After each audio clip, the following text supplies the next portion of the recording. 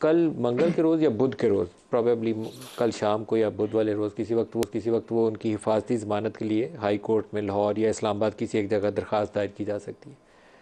क्या ये किसी सज़ा याफ्ता शख्स को प्री अरेस्ट बेल के लिए ये हिफाजती ज़मानत, जिसको सज़ा दी जा चुकी हो, सज़ा काट रहे हों, इलाज की घर से बाहर गए हों, उसको दी जा सकती है? अदालती नज़ीर मौजूद है हमारे?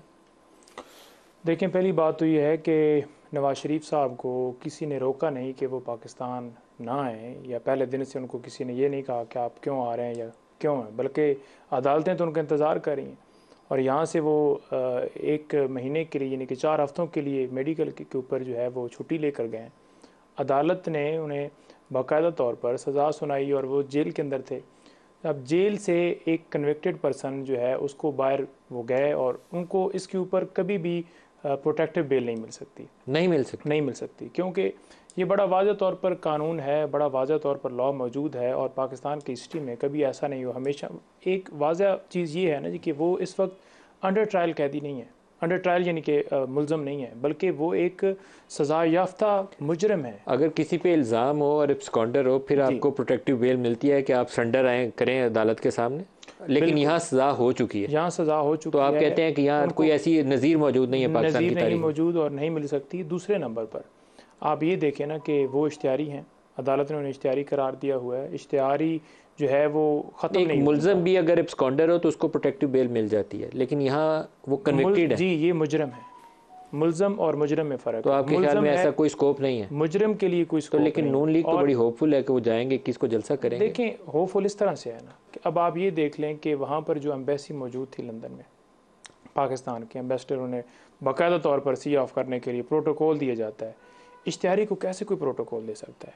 बनता ये था कि जब वो वहाँ पर पहुँचे फ़ौरन जो है, आपको नहीं लगता कि नवाज शरीफ या इमरान खान कोई भी अगर जाता है, तो इमरान खान भी तो अभी जेल में है ना, साइफर के केस में भी है, तोशाखाना में भी है, तो उसको भी सफ़ीर को चाहिए इज़्ज़त से खुदाफिज कर दे। यहाँ तो एक चल रहा है मामला, खुद ही डालते देख लेंगे। नहीं, देखें, बात ये है कि मैं ये बात कर रहा हूँ कि नवाज शरीफ साहब जब वापस वहाँ पर दूसरे मुल्क के लिए ट्रैवल कर रहे थे, 3 टाइम तो वहाँ पर जो अगर सफीर ने इज्जत दे दिया तो आपको अच्छा नहीं लगा? नहीं, इश्तिहारी है ना भाईजान। अच्छा, वो ये तो नहीं है ना कि उनकी मुकदमे में बेल हुई है या वो उनके ऊपर कोई मुकदमा दर्ज है। अच्छा, डोगर साहब से इसका जवाब पूछते हैं। डोगर साहब, आपने मुख्तसर ही अरसा पाकिस्तान पंजाब में होम मिनिस्ट्री चलाई है, लेकिन पंजाब हुकूमत का उसमें किरदार था जब ये बाहर गए नवाज शरीफ, वापसी के ऊपर जेल जाना पड़ेगा या प्री अरेस्ट बेल मिलेगी? आपकी क्या ओपिनियन है? देखिए, मैं तो हमारे साथ ये भाई बैठे हुए हैं पंजोथा साहब, ये तो एक लीगल एक्सपर्ट है, मैं तो नहीं हूँ, मगर इनकी बातों में वज़न है। मगर मलिक साहब, इस मुल्क की तारीख ये है कि मियाँ मोहम्मद नवाज शरीफ साहब हमेशा आते भी प्रोटोकॉल के साथ हैं और जाते भी फिर एक ख़ास किस्म के प्रोटोकॉल के साथ ही हैं। तो अब देखते हैं कि इस दफ़ा ये जिस प्रोटोकॉल के साथ आ रहे हैं, ये प्रोटोकॉल कितना अर्सा रहेगा, क्योंकि तारीख तो कोई इतनी अच्छी नहीं है। वो होता यही है कि 2-4 महीने काम चलता है, फिर काम बिगड़ जाता है। तो बाकी आई डोंट नो किस लेवल की अंडरस्टैंडिंग है। लग तो यही रहा है कि आ जाएंगे प्रोटोकॉल के साथ, जलसा भी करेंगे, और पता नहीं अब रिलीफ क्या क्या मिलता है। मगर असल सवालिया निशान ये है कि ये प्रोटोकॉल रहेगा कितना अर्सा। बाकी ये आपको क्यों अंदेशा है कि 3-4 महीने से ज़्यादा नहीं चलना?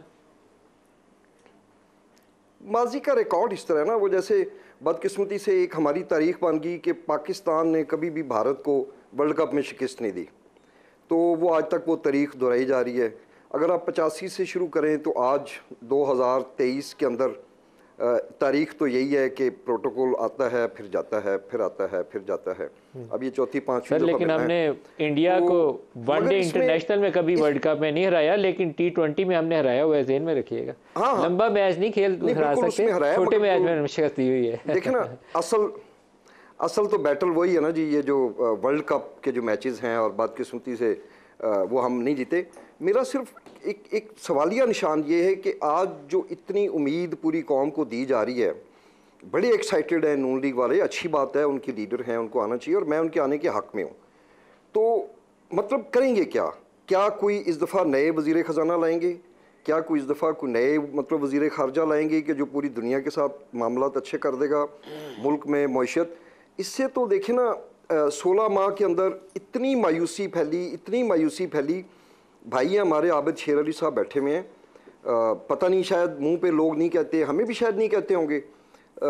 अवाम में सूरत हाल बहुत मुख्तलिफ है और इनके लिए लोगों को निकालना, वोट लेना डोगर साहब तासुर तो यह है कि नवाज शरीफ साहब जैसे एक डील के नतीजे में जहाज़ में बैठ के यहाँ से लंदन गए थे, एक डील के नतीजे में ही जहाज़ में बैठ के लाहौर लैंड करेंगे।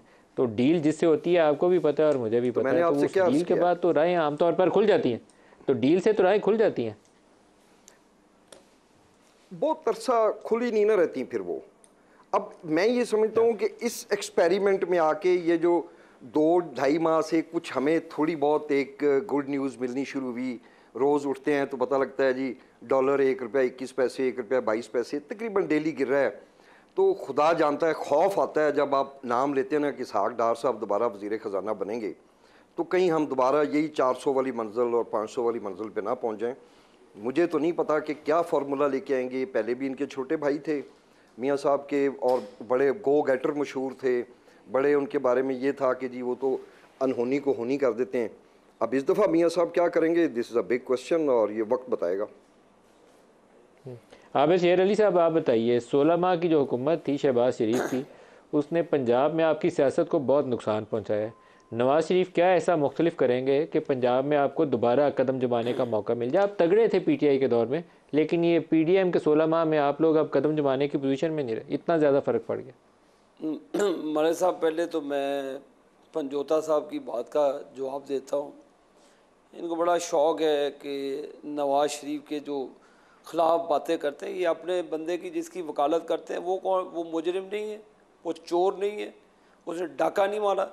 इनको वैसे अपने अल्फाज पर गौर करना चाहिए। भी नहीं रहे ना आप, बात सुने, नहीं बात सुने, बड़े बोलना नहीं है बीच में, तुमने बिल्कुल नहीं बोलना। लॉजिकली बात किया करें ना, हम कोई बात करें, जो बात करें उसके ऊपर बात किया करें ना। मैंने तुम्हारी बात को बड़े तहम्मुल से सुना, अब तुम भी मेरी बात को तहम्मुल से सुनो, ठीक है?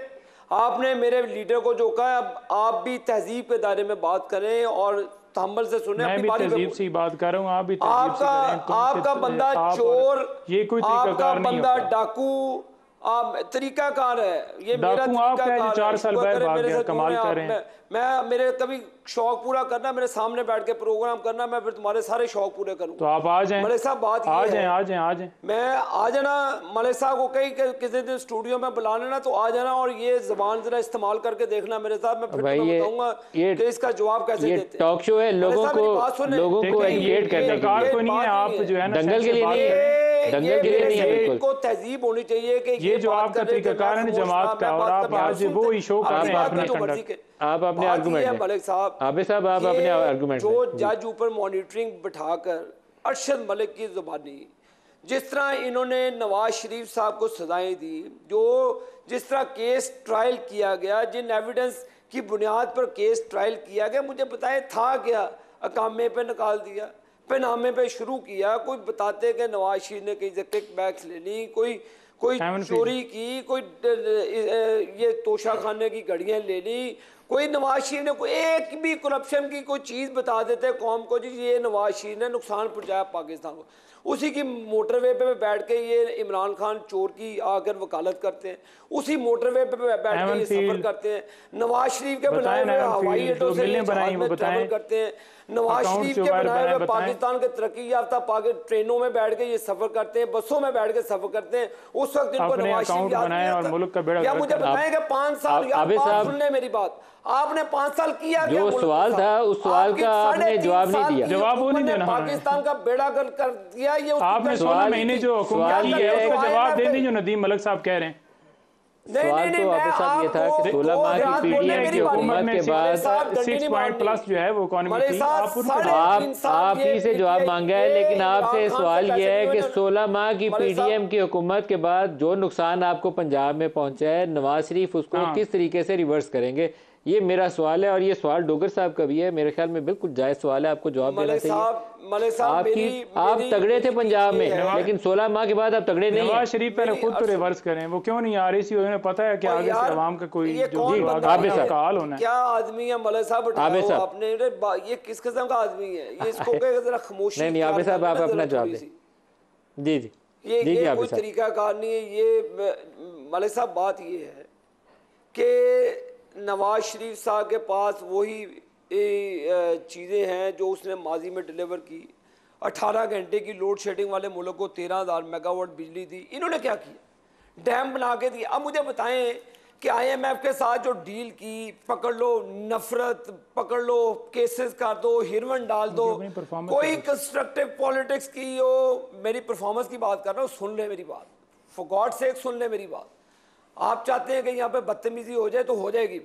मेरी मलिक साहब बात ये है कि आप मुझे बताएं कि नवाज शरीफ ने तो हमेशा डिलीवर किया, करके दिखाया। आपने पाकिस्तान को होप दी कि नया पाकिस्तान आ जाएगा, ये हो जाएगा, फलान हो जाएगा, फिर टीवी पे बैठकर आप भी वकालतें करते रहे। सर आबिद साहब 16 माह में शहबाज शरीफ की हुकूमत थी, उसकी परफॉर्मेंस भी तो बताएं ना। वो उसमें तो आप ही की हुकूमत थी ना। मुझे बताएं, छोटा भाई था नवाज शरीफ का, शहबाज शरीफ जिसकी हुकूमत थी। मेरी अर्ज सुन, क्या उसके बाद आप पंजाब में सियासत के लिए पाँव जमा सकते हैं? अल्लाह के फजलो करम से जमाए हुए हैं। जमाने के क्या मकसद है? अवाम के अंदर पता नहीं कहाँ जमाए हुए हैं सर। मैं मरे साहब आपकी इस बात को रिफ्यूज़ नहीं कर रहा। मुश्किल वक्त है, लोगों के मसले मसाइल हैं, लेकिन लोगों को ये भी पता कि क्या हुआ है। तो मैं तो पब्लिक में रहता हूँ, मैं तो रोज़ाना ही, मैं तो खुद मोहल्ले में रहने वाला आदमी हूँ। मुझे तो पता है कि लोगों की हालत ज़िंदगी क्या है। तो ये तो मैं इन चीज़ों को पर्दा नहीं डाल रहा, लेकिन मुश्किल चीज़ों को हमारी जमात ने माजी में भी फेस किया, हमने अभी भी फेस किया।